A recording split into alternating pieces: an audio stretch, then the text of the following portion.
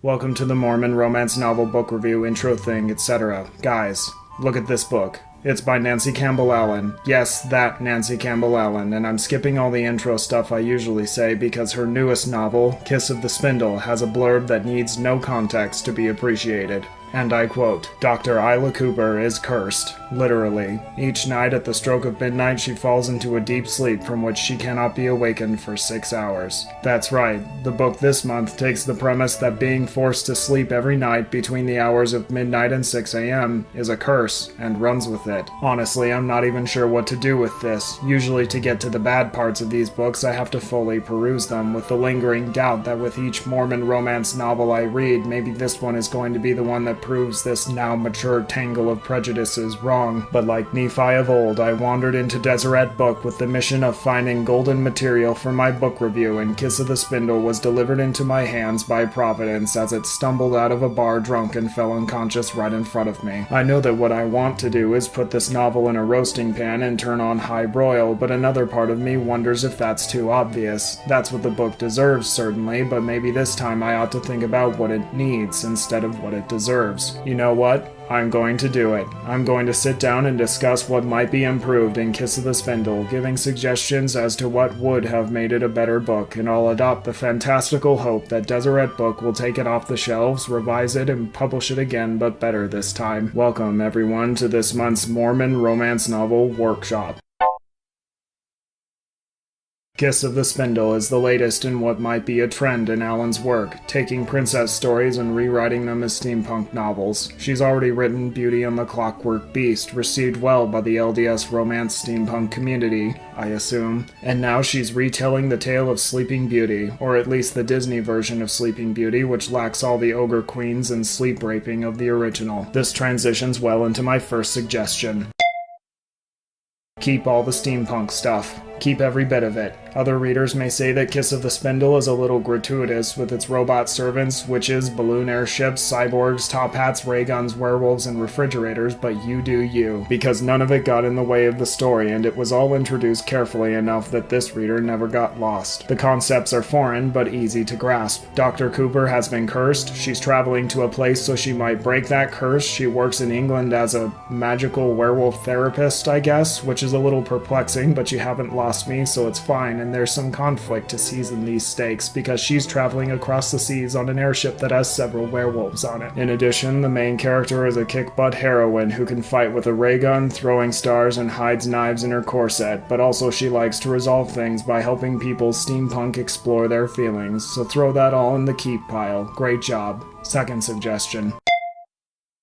Kiss of the Spindle, we need to talk about that curse. I'm not sure how something like this even got past your... how many people did it get past? Let's check out the acknowledgements here.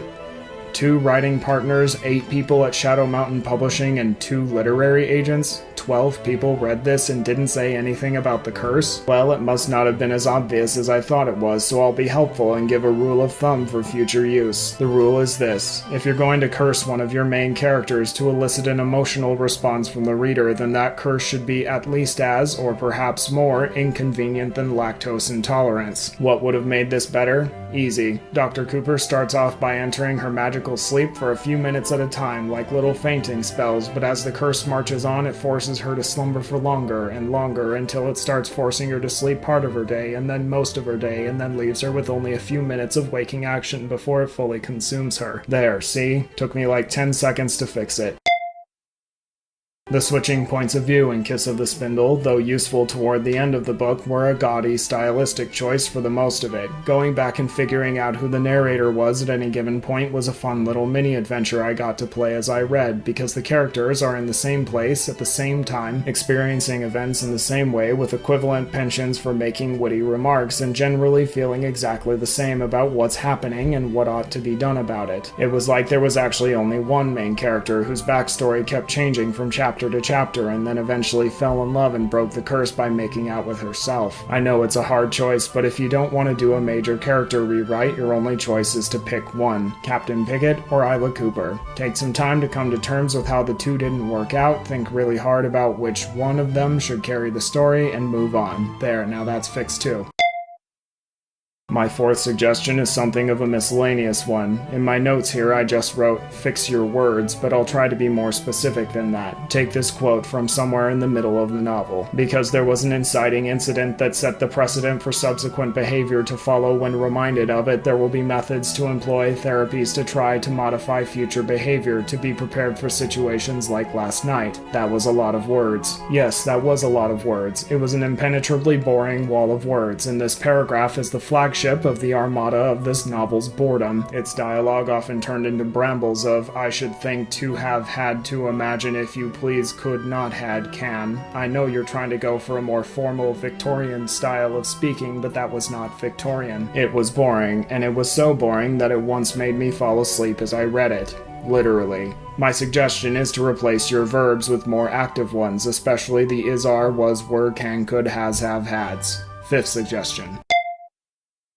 I'll give Kiss of the Spindle credit. It was a lot of fun, but as I closed the book, satisfied, smiling a little at the crazy turns, intrigue, and action-packed climax, I realized that I liked it because it wasn't really a romance. There was a true love's kiss at the end, and the kiss was important, but Dr. Cooper also had no reason to fall in love with Captain Pickett, spoilers, other than him being a hunky, successful entrepreneur, and their romantic tension could be summed up with two people waggling their eyebrows at each other. Dr. Cooper has all the setup for a great, difficult love story, but Kiss of the Spindle didn't use it. So here's my fifth suggestion. Make her more cynical. It's a known, real-world phenomenon that people who know they're going to die often retract into themselves and refrain from forming long-term relationships. Love is an expression of hope, and making external human connections is often because of an internal assurance that everything's going to turn out okay. Dr. Cooper could reflect this as someone cold, closed, and pessimistic, while Captain Pickett could represent warmth, openness, and optimism, which would be a great conflict for them to work through, so when they finally get some of that hot one person's awake while the other person's asleep action, it would mean something more. Okay, that's it. Time to close the Mormon Romance Novel Workshop. Join us next month as we review Love on Point by Tiffany Oudekirk. I don't care. If you like this video, leave a bag of cash on an abandoned railroad track for a wandering hobo to find, or hit that subscribe button. Have a nice day.